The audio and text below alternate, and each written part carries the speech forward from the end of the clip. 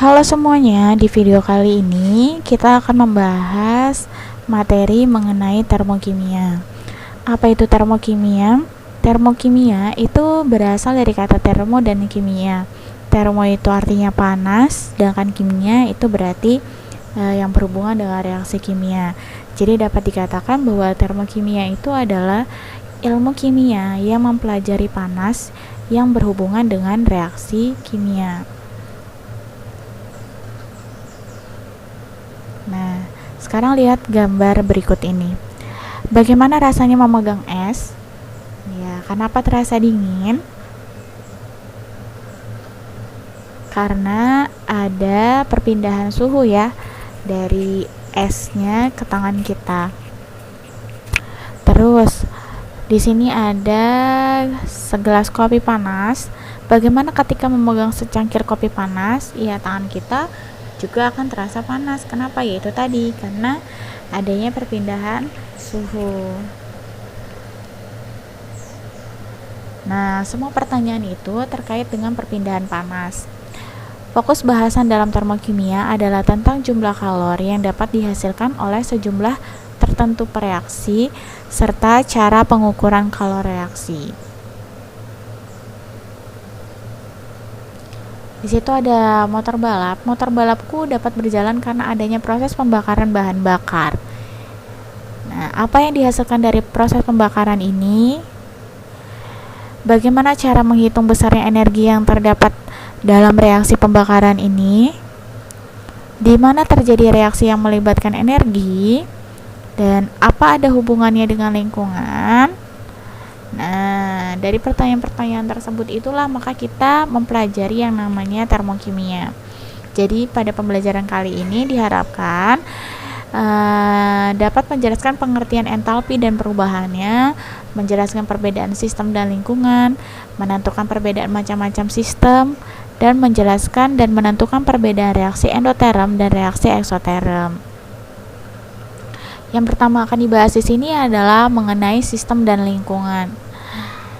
Sekarang perhatikan, ada sebuah akuarium berisikan ikan, tanaman, dan batu hiasan, serta pasti kalau dalam akuarium ada ikannya itu berarti ada airnya ya. Nah, sistem itu adalah 3 ekor ikan. Ya, ikannya ada 3, kemudian ada air, kemudian ada batu hiasan. Sedangkan lingkungannya itu adalah gelas akuariumnya dan udara di luar akuarium. Jadi kalau kita simpulkan adalah sistem itu segala sesuatu yang kita amati. Ya, contohnya itu 3 ekor ikan, air, batu hiasan, terus ada apa lagi? Satu lagi kalau disebutkan, iya ada tanamannya ya. Kemudian lingkungannya itu adalah gelas akuarium dan udara di luar akuarium. Jadi lingkungan itu adalah segala sesuatu yang berada di luar sistem. Nah, contoh lain, ini ada secangkir kopi. Kalau ditanya sistemnya yang mana aja? Ya, sistemnya berarti adalah air, ya, di dalamnya itu pasti ada air, kemudian ada kopinya, ada gulanya. Nah, itu sistem. Sedangkan lingkungannya yang mana? Iya, gelasnya, ya, yang berada di luar sistem. Terus ada apa lagi? Udara di luar sistem. Terus ada sendok ya, berada di luarnya, ada piring kecil di bawahnya. Itu adalah lingkungannya.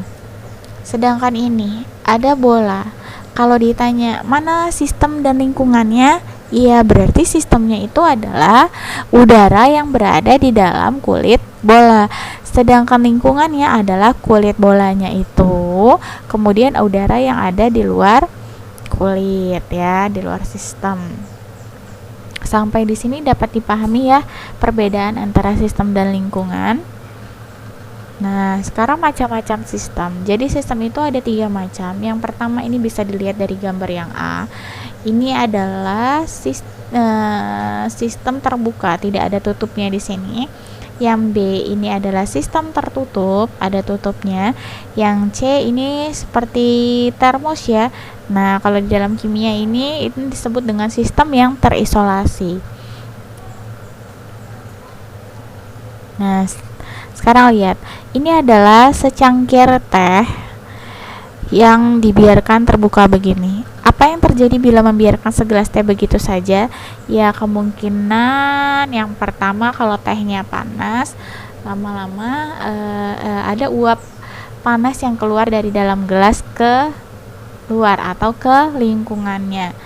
Atau bisa jadi juga dari lingkungan ada yang masuk ke dalam sistemnya.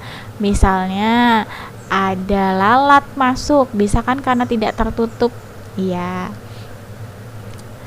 Terus kemudian yang tadinya misalnya tehnya ini panas karena ada uap panas yang keluar ke sistem, lama-lama tehnya ini menjadi dingin ya. Atau kemungkinan lain lagi, misalnya tehnya bisa tumpah karena tidak tertutup. Ya, jadi ada materi yang keluar dari sistem dan ada energi yang bisa keluar dari sistem ke lingkungan ataupun sebaliknya. Nah, ini adalah sistem terbuka ya. Contoh dari sistem terbuka. Nah, sekarang yang ini, bagaimana energi dan materi jika di dalam kemasan tertutup? Nah, tadi kan sistem terbuka contohnya. Nah, ini sistem tertutup. Coba kalian perhatikan gambar ini. Gambar yang ini. Nah, kemungkinan ada nggak energi yang dapat berpindah dari sistem ke lingkungan atau sebaliknya? Iya, ada, bisa. Kenapa? Karena coba kalian perhatikan, misal ini adalah sebotol susu dingin. Nah, kalian pegang botolnya, akan terasa di tangan kalian, itu tangan kalian ikut dingin gitu kan, ikut merasakan dinginnya. Jadi ada perpindahan energi itu dari sistem ke lingkungan atau ke tangan kita, dan sebaliknya ya.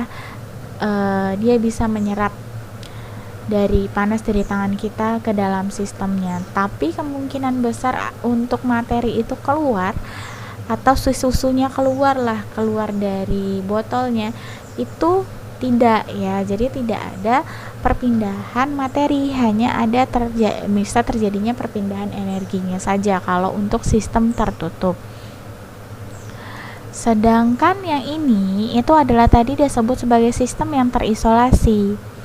Gimana coba kalau misalnya kalian memasukkan air panas ke dalam termos?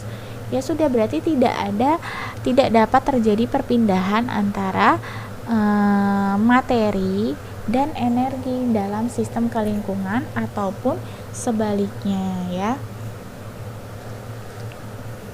Nah, jadi sistem itu kan tadi dibagi menjadi 3 ya. Ada sistem terbuka, tertutup, dan terisolasi. Jadi perbedaannya apa? Kalau sistem terbuka itu adalah kondisi di mana memungkinkan terjadinya pertukaran materi dan energi dari sistem ke lingkungan ataupun sebaliknya. Sedangkan pengertian dari sistem tertutup itu berarti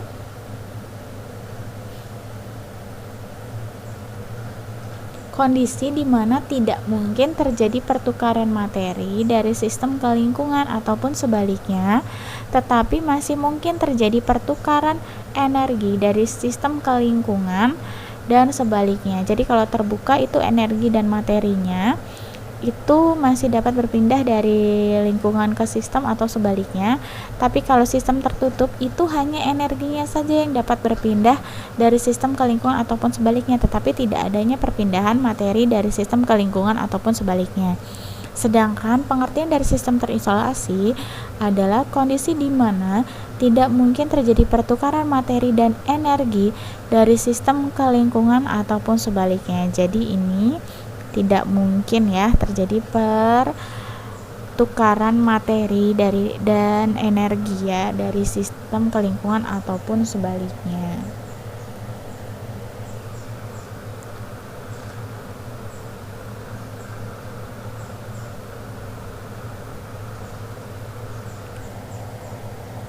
Jadi sebenarnya walaupun pada kenyataannya itu tidak ada sistem yang terisolasi sempurna ya, untuk sistem terisolasi sempurna ini.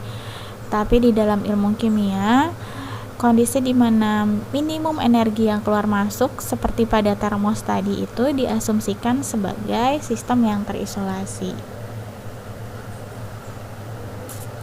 Nah, kita lanjut ke reaksi endoterm dan eksoterm. Apa sih reaksi endoterm dan eksoterm? Dari gambarnya tersebut, kalau yang endoterm, lihat, itu ada kalor dari lingkungan ini masuk ke dalam sistem, atau artinya sistem ini menyerap kalor atau menyerap panas. Sedangkan yang eksoterm, ini lingkungan di luar sini, ini sistem itu memberikan kalor ke lingkungan, ya, atau melepaskan kalor ke lingkungannya. Perbedaannya itu. Kemudian lagi di sini ada sebuah kurva seperti ini adalah endoterm dan ini eksoterm. Tadi disebutkan dari gambar yang sebelumnya, ini ya, endoterm itu kan dia sistem menyerap kalor dari lingkungan. Nah, sistem menyerap kalor yang pertama. Kemudian energi sistem bertambah, ya, karena adanya kalor yang diserap, maka jelas energi sistem jadi bertambah. Kalau misalnya ada pereaksi atau reaktan, kemudian ada hasil reaksi atau produk, nah ternyata untuk yang endoterm, ini produknya itu atau hasil reaksinya itu lebih tinggi ya daripada pereaksinya atau naik, maka perubahan entalpinya atau delta H-nya itu sama dengan positif. Apa sih entalpi atau delta H ini? Entalpi itu adalah kalor yang dilepas dan dibutuhkan dalam suatu reaksi kimia dalam keadaan tekanan tetap. Maka delta H-nya itu positif. Karena produknya itu ternyata lebih tinggi hasilnya daripada si reaksinya atau reaktannya. Nah, sedangkan suhu di lingkungannya, ya, suhu di lingkungannya itu cirinya adalah, kalau yang eksoterm cirinya adalah suhunya turun. Sedangkan eksoterm itu yang pertama cirinya sistem melepaskan kalor. Nah, kalau sudah melepaskan kalor, ada yang dilepas, berarti energi di dalam sistem itu berkurang. Ya, maka nanti hasil reaksinya itu turun. Nah, maka delta H-nya itu kurang atau negatif. Ya, tandanya negatif. Dan cirinya adalah suhu di lingkungannya naik. Iya, karena ada kalor yang dilepaskan, maka nanti suhu di lingkungannya akan naik. Nah, jadi perbedaannya kalau endoterm itu delta H-nya positif, sedangkan eksoterm itu adalah delta H-nya negatif. Nah, sistem dapat mengalami perubahan, dan apabila perubahan yang terjadi penyerapan kalor, sebagian besar kalor yang diserap digunakan untuk melakukan kerja atau usaha. Oke, kerja itu lambangnya W ya. Q ini adalah kalor. Jadi kalau dari lingkungan dia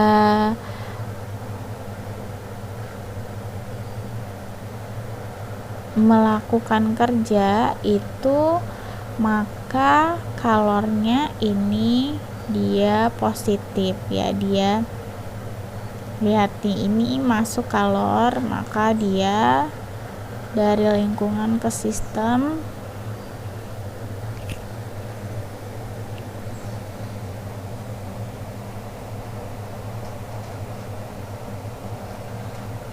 Nah, untuk menjelaskannya, kita masuk ke hukum 1 termodinamika. Energi tidak dapat diciptakan atau dimusnahkan. Energi dapat diubah dari suatu bentuk ke bentuk lain. Energi bersifat konstan. Rumusnya delta U sama dengan Q plus W. U itu adalah energi, terus Q-nya itu adalah kalor, W-nya itu adalah kerja atau usaha. Besarnya kalor suatu sistem dapat diukur dari perubahan suhu atau delta T, dan kapasitas kalor itu C-nya C besar sistem tersebut, maka Q sama dengan C kapitalnya C besar dikalikan dengan delta T atau perubahan suhu. Sedangkan hubungan kerja dengan tekanan dan perubahan volume itu didapat W sama dengan P, itu tekanan ya, dikali dengan delta P atau perubahan volume.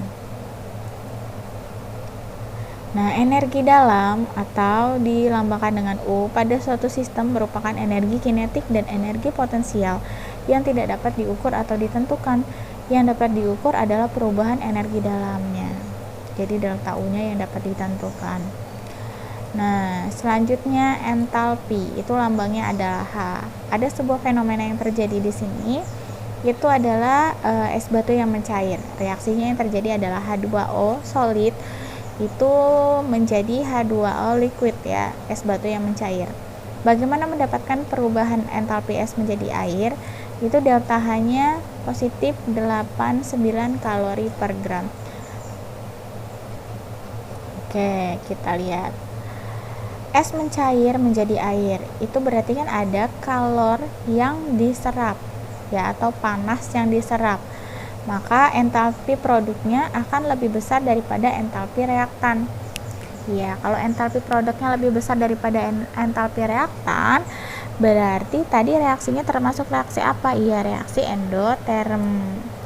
Nah, sehingga delta H-nya bernilai positif, yaitu positif 89 kalori per gram.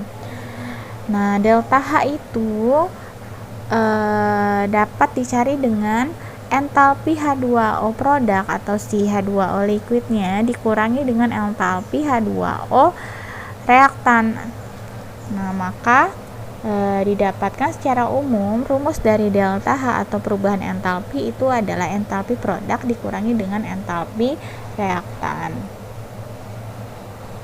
Nah, ini sebagai pengingat ya, 1 kJ itu sama dengan 1000 Joule, 1 kalori itu 184 Joule, kemudian 1 kilokalori 1000 kalori ya, ini dapat dilihat di sini. Nah, untuk video kali ini sampai di sini dulu, semoga bermanfaat ya.